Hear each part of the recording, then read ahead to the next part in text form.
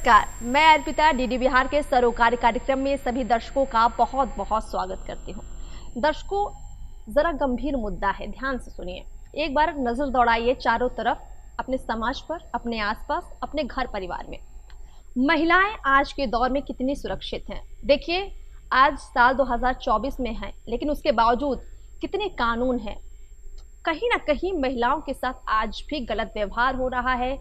महिलाओं के साथ रेप के तमाम मामले सामने आ रहे हैं, छेड़छाड़ होती है और यौन उत्पीड़न की महिलाएं शिकार हो रही हैं। घर से कदम बाहर निकालती हैं तो भी डर होता है और घर के अंदर रहती हैं तब भी डर होता है।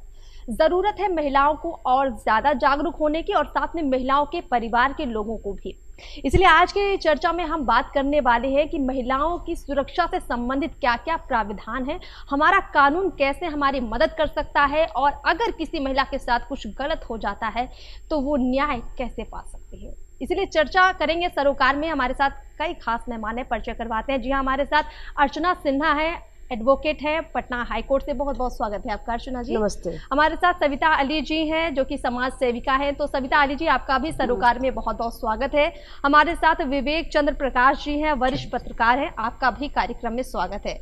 आप तीनों से हम चर्चा करेंगे और चर्चा की शुरुआत में जो सबसे पहले हम समझेंगे कि आज भी महिलाओं की सुरक्षा के बारे में बात करने की जरूरत पड़ क्यों रही है, कहाँ कमी रह रही है, और इन सब मुद्दों पर बात करने के साथ साथ समाधान पर भी चर्चा करेंगे। मेरा सवाल आपसे है, महिलाओं की सुरक्षा को आप किस नज़र से देखती हैं, कहाँ कमी दिखती है, खतरा कहाँ कहाँ दिखता है आपको? देखिए, महिलाओं के सुरक्षा के लिए सरकार ने कानून तो बनाया है और उस कानून की जानकारी लोगों तक बहुत ज़्यादा नहीं है, जिस वजह से महिलाओं के ऊपर अत्याचार हो रहा है। महिलाएं कुछ तो पारिवारिक संकोच, सामाजिक संकोच की वजह से अपने शिकायतों को दर्ज नहीं करा पा रही है, लेकिन फिर भी एक शहरी तबका है जिनको कानून की जानकारी तो है, चाहे ज़्यादा हो या कम हो, लेकिन गांव के जो लोग हैं जिनको बहुत कम जानकारी है, वहाँ पर भी हमारे सरकार के द्वारा से उपलब्ध कराए गए हैं, कानूनी सहायता केंद्र खोले गए हैं, न्याय मित्र की व्यवस्था की गई है उनको लॉ की जानकारी देने के लिए। बट अभी भी जिस पैमाने पे लोगों को खुद से जानकारी, अवेयरनेस लाना चाहिए, वो नहीं है। उसका कारण वो है शिक्षा की कमी भी है। लोगों में जो पैगाम, जो पढ़े लिखे लोग हैं वो अपने तक ही सीमित हैं, वो अपनी जानकारी दूसरों से शेयर नहीं कर रहे हैं। इस वजह से भी इस तरह की घटनाएं गाँव में ज़्यादा है, शहरी क्षेत्र में भी है। मैं ये नहीं कहूँगी कि बिल्कुल नहीं है और अच्छे पैमाने पर है, बट फिर भी गांव की अपेक्षा बहुत कम है। बिल्कुल, तो दोनों तरफ देखें, चाहे गांव हो या शहर हो, थोड़ी अवेयरनेस की कमी कहीं ना कहीं दिखती है। सविता जी, मेरा आपसे सवाल है, आप समाज सेविका भी हैं और समाज में जो भी महिलाओं के साथ घटित हो रहा है, क्या देखते हैं आप कि स्कूल जाना है लड़की को या फिर किसी लड़की को ऑफिस जाना है या घर पर भी कई बार देखते हैं कुछ ना कुछ उसके साथ गलत हो रहा है और उस गलत को कई बार हम देखते हैं कि लड़कियां खुलकर बता भी नहीं पाती। क्या देखती हैं आप आज के दौर में? बिल्कुल, जैसे मेरा जो काम है 10-15 सालों से वो महिलाओं के साथ में, लड़कियों के साथ में बहुत ज़्यादा रहा है और उनको अंदर तक समझने की भी एक पहल मैं कर पाई हूँ। तो मुझे क्या लगता है कि जहाँ पे महिलाएं घर के अंदर हो या घर के बाहर हो, दोनों ही जगह पे असुरक्षित अभी महसूस करती हैं। जब वो घर से बाहर निकलते हैं, स्कूल जाते हैं, कॉलेज जाते हैं, तो आए दिन उनके साथ छेड़खानी होना, सेक्सुअल हरासमेंट होना, स्कूल में जाके उनके साथ भेदभाव होना, ये लड़की है, ये लड़का है, घर में भेदभाव होना, जेंडर जो हम लोग बात करते हैं जेंडर भेदभाव की। तो कहीं ना कहीं जब लड़कियां पैदा होती है, पैदा होने से ही बिल्कुल जो एक लड़के को राइट्स मिले वो लड़कियों को भी राइट्स मिले हैं। लेकिन जब घर का परिवेश ऐसा होता है कि किस तरह से परवरिश दी गई है, लड़कों और लड़की में बहुत अंतर होता है उस परिवेश में। तो जब लड़कियां बाहर जाती हैं तो वो अपने आप ही असुरक्षित महसूस करती हैं। घरेलू हिंसा महिलाओं के साथ में आए दिन देखने को मिलती है, वो लड़की हो या फिर वो शादी हो गई हो, वो महिला हो। दूसरा अगर हम देखते हैं स्कूल आते जाते, कॉलेज आते जाते, और इन हिंसा बिल्कुल महिला पीड़ित है, शिकार राइट, चाइल्ड मैरिज हो गई।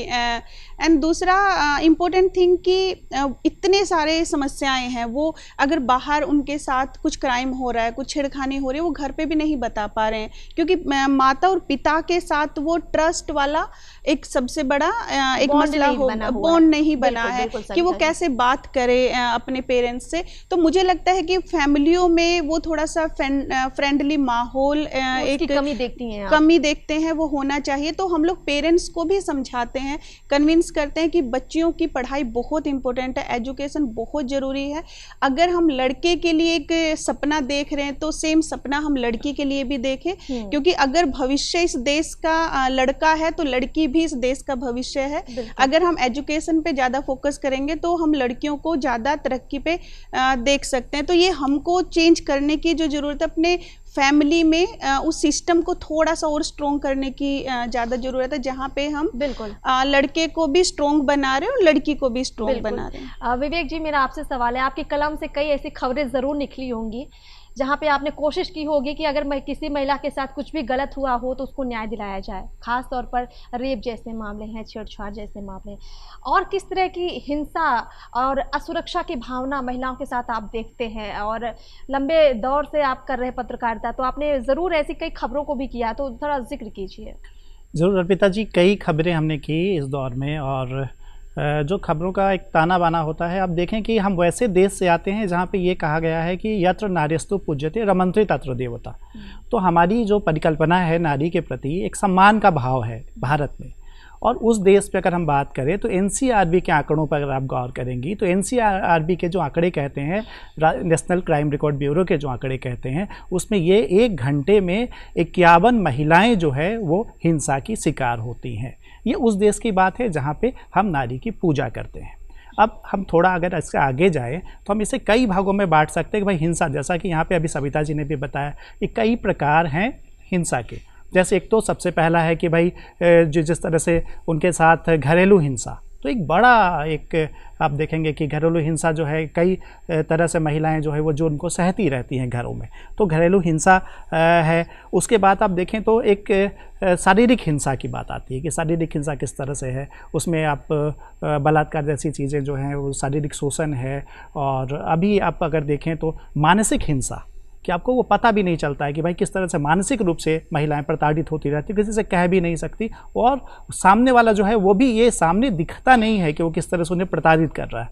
लेकिन मनोवैज्ञानिक रूप से ये जो है ये हिंसा काफ़ी तेज़ी से इन दिनों बढ़ी है। इसके साथ साथ एक और बात का मैं जिक्र यहाँ करना चाहूँगा, वो है कि साइबर क्राइम। साइबर क्राइम के तहत आप देखेंगे कि महिलाओं की अश्लील तस्वीरों को वायरल कर देना, उनकी अश्लील तस्वीरों को बना देना, क्रिएट कर देना, तस्वीरें किसी की है, चेहरा किसी का और मर्ज कर देना, तो ये सब चीज़ें काफ़ी तेज़ी से बढ़ी हैं। इनके साथ साथ आप देखें तो बच्चियों के ऊपर, जो छोटी बच्चियां हैं, उनके ऊपर भी हिंसा की घटनाएं लगातार बढ़ रही हैं बच्चियों के ऊपर।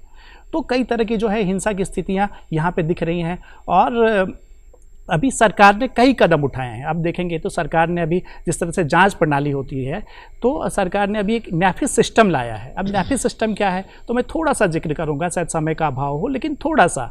अब नेफिस सिस्टम ये है कि जिस तरह से अगर हम जो जांच करते हैं तो सारे जो क्रिमिनल्स हैं उनके रिकॉर्ड एक जगह इकट्ठा कर दिए गए, यानी देश भर के जो क्रिमिनल्स हैं एक क्लिक पर आप देख सकते हैं कि भाई महिला हिंसा में कौन कौन लोग पहले से सम्मिलित हो चुके हैं, कौन कौन से लोग हैं वहाँ पे, तो ये आप एक क्लिक पे ये मिल जाएगा। तो जांच में बड़ी आसानी होगी। इसके साथ डायल 112 जैसी चीज़ें बनाई गई हैं। महिला पुलिस जो है उसकी जिस तरह की क्षमता थी वो बढ़ाई गई है। महिला पुलिस आपको जगह जगह ज़्यादा दिखेंगी, और महिला थाने बनाए गए हैं, तो हर शहर में एक महिला थाना बन गया है अब। तो कई तरह से सरकार इस पर सरकार अपनी तरफ से लगातार प्रयास कर रही है कि कहीं भी किसी महिला के साथ कुछ गलत हो रहा है तो त्वरित उसको न्याय मिल पाए। देखिए, ये सिर्फ भारत की बात नहीं है, दुनिया का शायद ही ऐसा कोई कोना होगा जहां कोई महिला पीड़ित आपको ना मिले।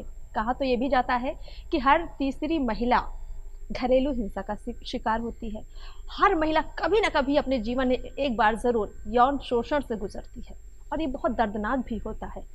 किसी महिला के साथ रेप जैसी जब घटना होती है, देखिए हम शुरुआत रेप से इसलिए कर रहे हैं क्योंकि ये सबसे गंभीर मुद्दा है। एक बार लड़की के साथ अगर ये घटना घट जाती है तो ना सिर्फ उसका जीवन बल्कि उसके पूरे परिवार का जीवन, आप समझिए, एक तरह से जहन्नुम बन जाता है। और डर के साए में, उस खौफ में जीना बहुत मुश्किल होता है। तो रेप जैसा जो गंभीर अपराध है अगर किसी महिला या किसी बच्ची के साथ होता है तो सबसे पहले कहाँ उसे जाना चाहिए न्याय के लिए, क्या प्रोसेस है, पुलिस कितनी सहायता करती है और न्यायालय से जो न्याय मिलता है कितना वक्त लगता है? देखिए, सबसे पहला बात है कि इस जो रेप जैसे कानून जो बने हैं उसमें दो तरह की बातें हैं। एक तो सरकार ने बच्चियों की रक्षा के लिए पॉक्सो एक्ट बनाया है, जिसमें कि उसके तहत बच्चियों को, जिनका भी जो इस घटना से पीड़ित है, सबसे पहले तो बिना देर किए हुए उनके मदर फादर को या उस विक्टिम लड़की को जाके थाने में एफआईआर करनी चाहिए। और पुलिस अगर मना भी करे फिर भी पुलिस को इंसिस्ट करके, उसको रिक्वेस्ट करके, जैसे भी है, अब तो वो इंसिस्ट और रिक्वेस्ट करने वाली बात चली गई, नए कानून में आपको एफआईआर भी आप घर से बैठे ही कर सकते हो, जीरो एफआईआर जिसे कहते हैं। तो पुराने समय और अब नए समय की बात हम दोनों मिक्स करके अगर बोले तो, कि आप पुलिस के पास पहले एफआईआर करें और रेप विक्टिम जो है उसकी मेडिकल करवाएं। अगर छोटी बच्चियां, माइनर बच्चे हैं, तो उनका वो जब उनका जो मेडिकल होएगा तो उसके साथ उसका एज भी उसमें आ जाता है।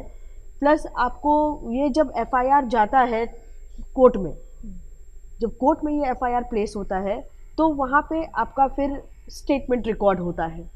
और कोई भी विक्टिम, चाहे वो पॉक्सो में हो या आईपीसी के तहत जो भी हो, वो बंद कमरे में होता है। और बंद कमरे में सिर्फ उनके एडवोकेट, दोनों साइड के एडवोकेट रहेंगे, सरकारी वकील और लड़की के पक्ष के वकील, जज साहब, लड़की और उनके पेरेंट्स रह सकते हैं। किसी बाहरी आदमी को रहने का अधिकार नहीं है। एफआईआर में भी आप लड़की का नाम नहीं लिख सकते, जो विक्टिम है उसका नाम नहीं लिख सकते। इवन कि कोर्ट अपने ऑर्डर में भी उसका नाम नहीं लिखता, XYZ करके हम लोग डिनोट करते हैं, ठीक है। तो एफआईआर में भी, और हम लोग उनका नाम डिनोट ना एफआईआर में भी नहीं करते। तो ये जब हम लोग एफआईआर हो जाता है, फिर विक्टिम की 164 में एविडेंस होंगे, और उसके बाद जब कानून आगे बढ़ता है, कोर्ट आगे बढ़ता है, तो गवाही होंगे, कपड़े के जांच, कपड़े का भी उसका सैंपल कलेक्ट होते हैं, घटना स्थल पे भी सैंपल कलेक्ट किए जाते हैं। उन सब चीज़ों की वैलिडिटी आपके ट्रायल में बहुत मायने रखता है। और जहाँ तक पनिशमेंट की बात है तो 7 ईयर्स से 10 ईयर्स तक है, वो डेथ तक भी डिपेंड करता है कि क्राइम कितना हीनियस है। छोटे बच्चों का अगर क्राइम है तो आप देख रही हैं अभी लाइफ इम्प्रिजमेंट तक मिला है। बिल्कुल, परसों तरसों ही पेपर में पढ़ रहे थे, 4 साल की बच्ची के साथ ऐसी घटना हुई, लाइफ इम्प्रिजमेंट मिला, यानी आजीवन कारावास। आजीवन कारावास। तो वो डिपेंड करता है कि हीनियस क्राइम कितना है। लेकिन ये रेप जैसी घटना और मोलेस्टेशन वाली घटना आप औरतों को वर्क प्लेस पे भी झेलना है। और ये जरूरी नहीं है कि ये आपके बॉडी को टच करके ही होगा। ये इट्स अ टाइप ऑफ, आप जा रहे हो कहीं पे, फब्ती कस लिया, कुछ कमेंट कर दिया, कुछ बोल दिया, तो ये भी आपको पिंच कर रहा है। ये भी एक, उस पर भी हमारे यहाँ एक्ट है, उसमें भी पनिशमेंट है बट कम है, ठीक है, वो प्रूव करना कम है। छेड़छाड़ कैसे जो है उस पर भी है। लेकिन अब उसमें पॉक्सो एक्ट में भी है और आईपीसी में भी है। It depends upon the age of the victim. Bharatiya Nyaya संहिता जो नए रूप से लागू हुआ है उसके तहत भी अब 0 एफआईआर, किसी भी थाने में पीड़िता शिकायत कर सकती है, ऑनलाइन शिकायत कर सकती है, और साथ ही साथ आप अपने संबंधित डाक से शिकायत भेज सकते हैं। तो अब सुविधाएं बहुत ज़्यादा इसलिए बढ़ाई गई हैं ताकि न्याय जल्दी मिल सके। सविता जी, हम आपसे समझेंगे, जैसे इन्होंने बताया कि इस तरह के जो भी मामले होते हैं वहाँ काउंसलिंग कितनी मददगार होती है।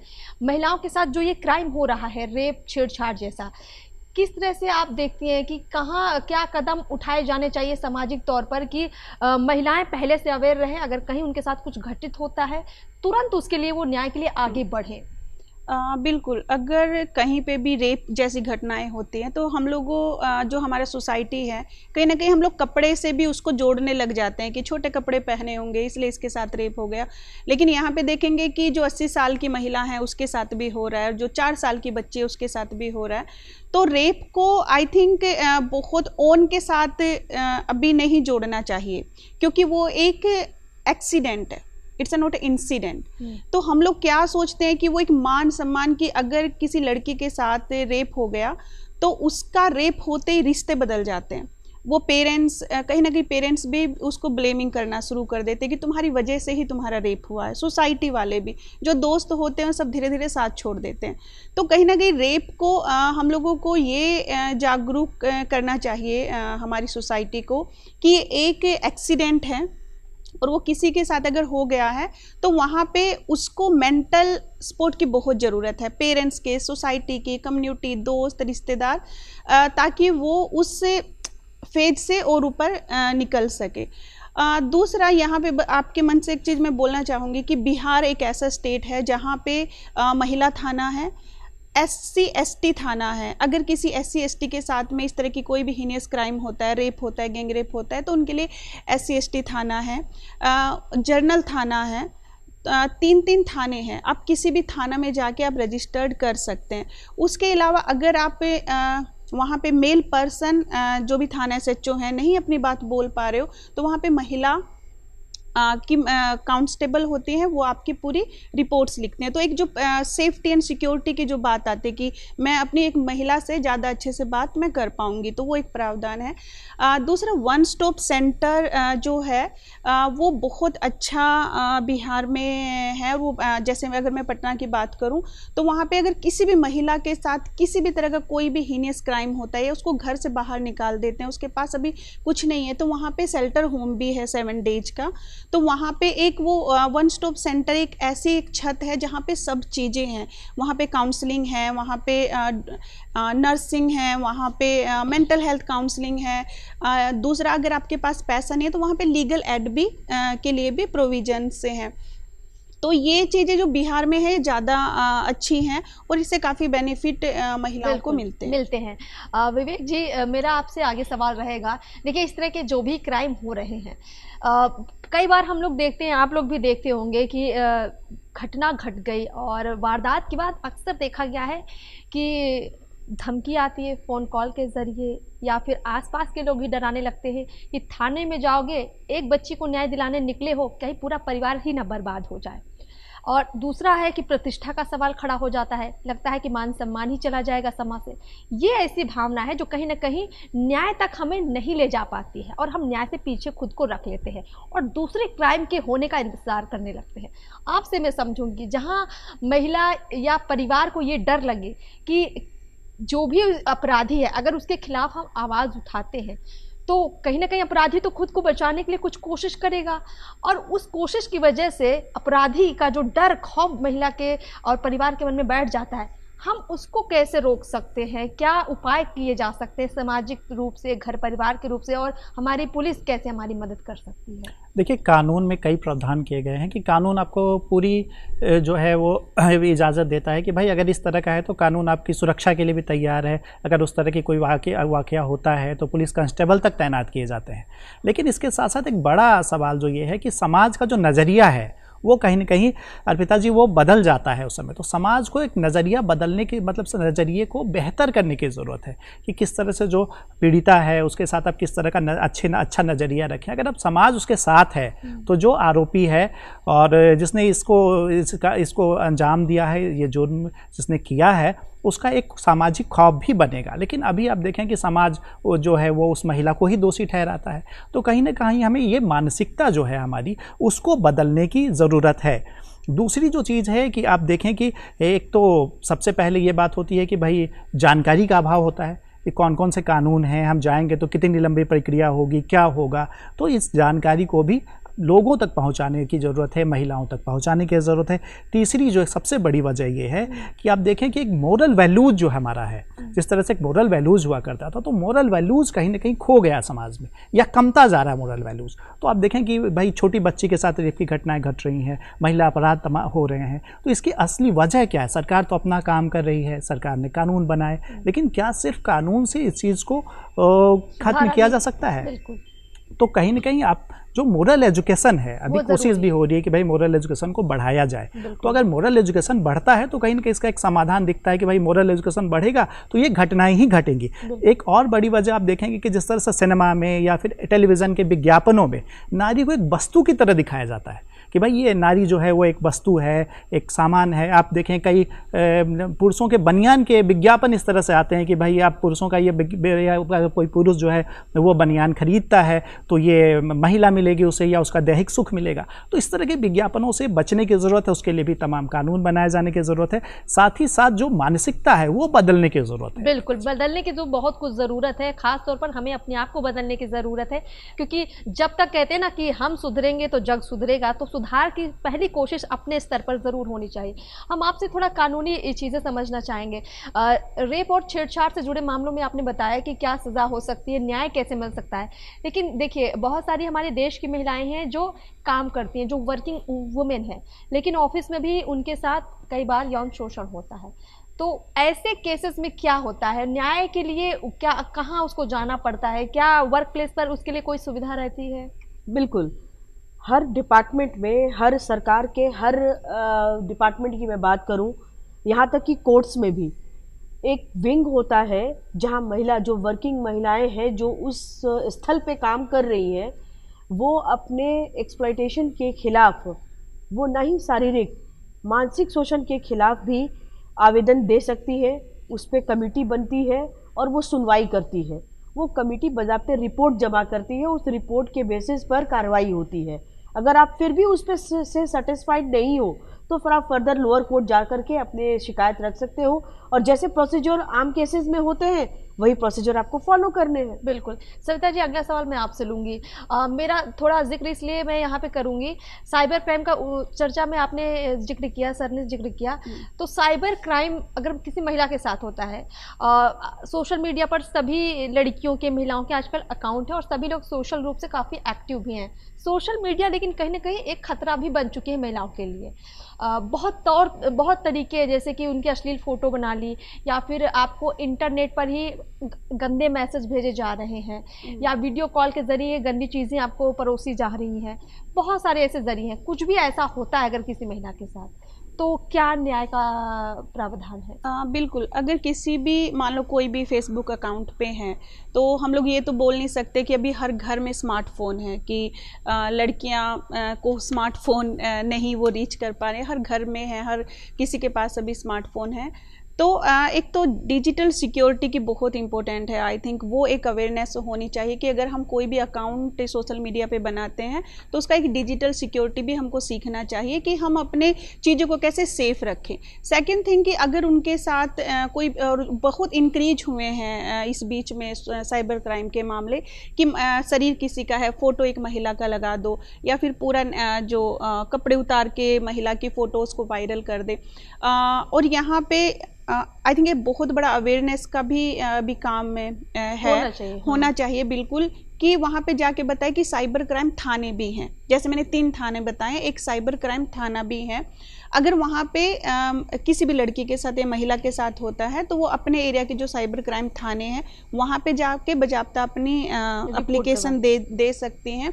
और ऐसे टूल्स हैं कि जो ट्रैकिंग करके किससे आईपी एड्रेस से उनको ये वायरल हुआ है उसके ऊपर वो, यानी कि अगर सोशल मीडिया पर, इंटरनेट पर किसी भी महिला की अश्लील तस्वीर कोई गलत भावना के साथ, या यूं कहे उसे धमकाने के लिए वायरल कर देता है, तो ऐसी कोई भी तस्वीर को तुरंत हटाया जा सकता है। और इसके लिए थाने यानी साइबर थाने मौजूद है और उनके पास पूरी टेक्निकल टीम होती है जो बजाबता आपकी तुरंत मदद करेगी अगर आप सही समय पर वहां पहुंच जाते हैं। बिल्कुल।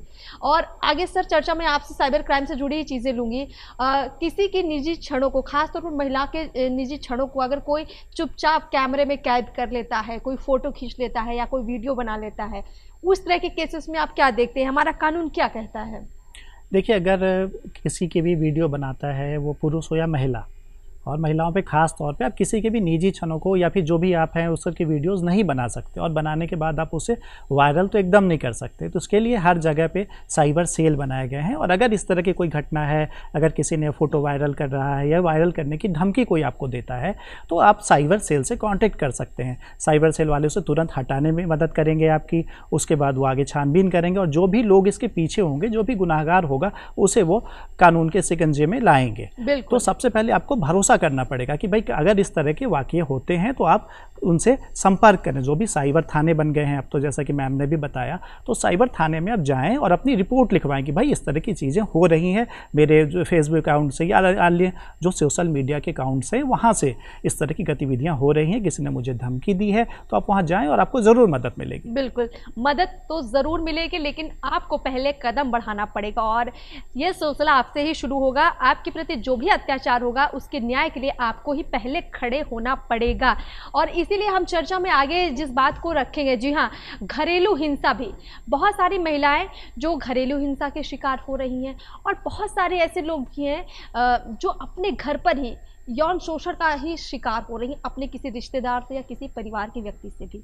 ये दोनों बड़े गंभीर मुद्दे हैं, तो हम चाहेंगे थोड़ा आप इस पर भी नज़र डाल दीजिए, क्योंकि समय थोड़ा कम है, कि जो घर के अंदर जिन बच्चों के साथ गलत हो रहा है वहाँ तो मुश्किल लगता है, बहुत ज़्यादा मुश्किल लगता है कि अपनों के खिलाफ कैसे खड़े हो और अपने के खिलाफ कोई यकीन कैसे करेगा।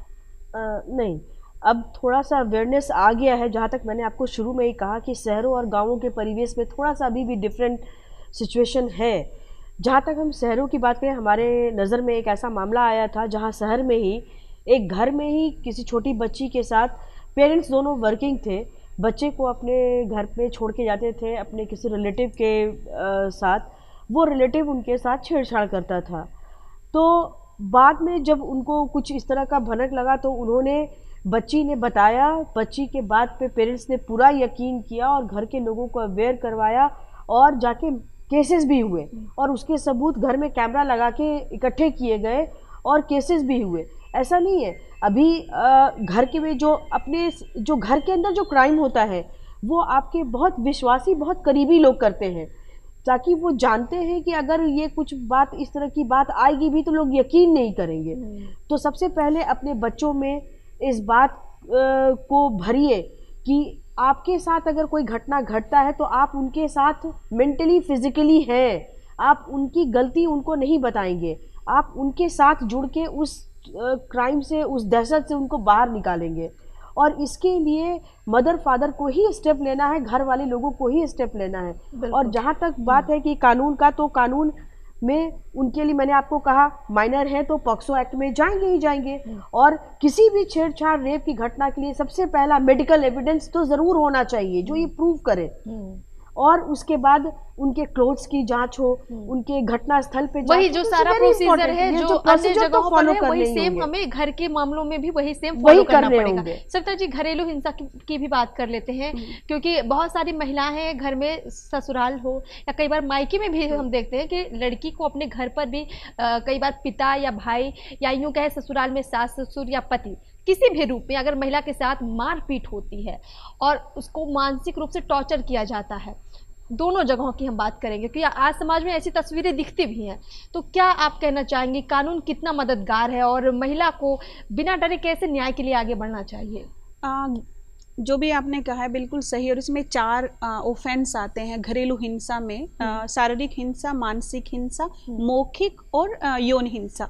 अगर 4 तरह की हिंसा आपके घर में पति के द्वारा या फिर पिता भाई के द्वारा होती है तो DV एक्ट है, डोमेस्टिक वायलेंस, 2005 में आया और ये सबसे खूबसूरत एक्ट है महिलाओं के लिए। इसमें कम टाइम में 90 डेज में इसमें ट्रायल कंप्लीट होना है और जो भी आपको सज़ा मिले सज़ा मिल के आपका निपटारा हो जाएगा। इसमें सबसे इम्पोर्टेंट थिंग कि जिस महिला को उस घर से निकाल दिया, ये एक्ट वापस उस महिला को उस घर में लेके आता है। तो ऐसा एक्ट, ऐसा कानून मतलब हम लोगों के बीच में है और उसको और अवेयरनेस होना चाहिए। सबसे स्ट्रॉन्ग महिलाओं के लिए अभी जो एक्ट है वो DV एक्ट है और उसके जो ट्रायल वो बहुत कम टाइम में वो DIR रिपोर्ट जैसे सबमिट होती है देन उसका ट्रायल ख़त्म हो जाता है। और 4 ऑफेंस अगर होते हैं तो 1 स्टॉप सेंटर स्पेसिफिक इसके लिए है अगर किसी भी के साथ में होता है, क्योंकि कोई भी महिला तलाक नहीं चाहती है। सबसे पहले वो चाहती है कि उसकी काउंसलिंग होके वहीं पे उसका घर बस जाए। तो कहीं ना कहीं महिलाएं घर बसने पे ज्यादा बिलीव कर रही है। तो कुल मिलाकर हमारे पास ऐसे कई थाने हैं, 1 स्टॉप सेंटर्स भी हैं, कानून भी है, सब कुछ हमारे पास है। अब हमें लगता है चर्चा में अब समय हो गया है हमारे दर्शकों से विदा लेने का, इसलिए आप सभी का बहुत बहुत शुक्रिया, कार्यक्रम में आप लोग आए और हम उम्मीद करते हैं कि हमारी जो बातचीत हुई है, जो चर्चा हुई है, काफ़ी उद्देश्यपूर्ण कोशिश की गई है यहाँ पर। और इस चर्चा से अगर आप जागरूक हुए हैं तो हमें बहुत अच्छा लगेगा। सरोकार में हमें फिलहाल इजाज़त दीजिए और दूरदर्शन बिहार के साथ लगातार आप लोग बने रहिए। नमस्कार।